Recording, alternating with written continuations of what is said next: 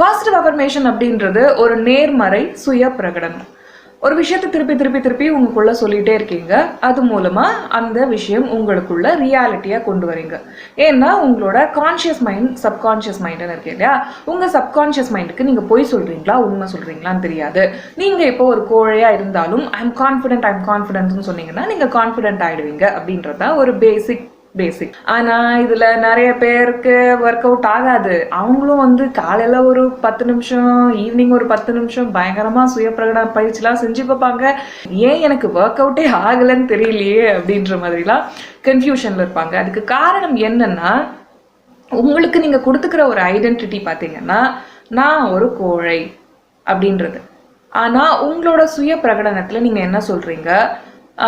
நான் கான்ஃபிடென்ட், நான் ஒரு தன்னம்பிக்கையான ஆளு அப்படின்றீங்க. நீங்க நம்புற உங்களோட பிலீஃப் சிஸ்டம் எதை நம்புது? நான் ஒரு கோழை. உங்க பிலீஃப் சிஸ்டம் எது நம்புதோ அதை தான் உங்க சப்கான்சியஸ் ரியாலிட்டியா கொண்டு வரும். நீங்க கான்ஃபிடென்ட், நான் பயங்கர கான்ஃபிடென்ட் அப்படின்னு சொல்லிட்டு ஒரு சுய பிரகடனத்தை உங்களுக்குள்ள சொல்லிக்கிட்டே இருந்தாலும் உங்களோட பிலீஃப் சிஸ்டத்துல நீங்க ஒர்க் பண்ணல. அந்த மனத்தடைகள் கொடுக்குற சில நம்பிக்கைகளை, தவறான நம்பிக்கைகளை நீங்களே உங்க ஆழ்மனதுல பதிவு செஞ்சு வச்சிருந்திருப்பீங்க. அதெல்லாம் நீங்க கொஞ்சம் கொஞ்சமா அந்த திருப்பி திருப்பி தப்பா பாடிக்கிட்டு இருக்க அந்த பாட்டை உங்க மனசுக்குள்ள மாத்தாம நீங்க வேற எதுவும் புதுசா அதுல ரெக்கார்ட் பண்ண முடியாது.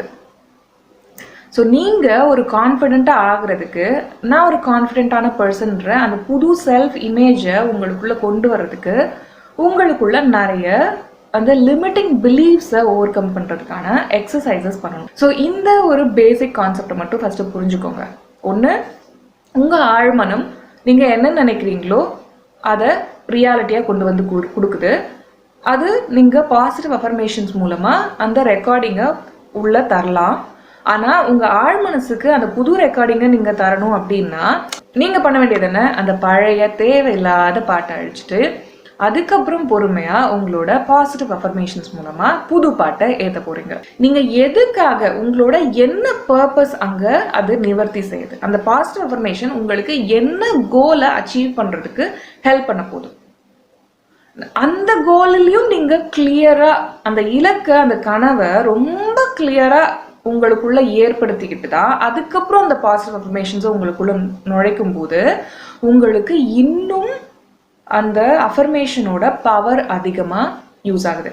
நீங்க நிஜமாவே ஒரு பர்பஸை வச்சிருக்கீங்க, உங்களுக்கு கிளியரா இருக்கு உங்களோட ரீசன், உங்களோட கோல் மேல நீங்க ஆணித்தரமா பதிச்சிருக்கீங்க உங்க மனசுக்குள்ள.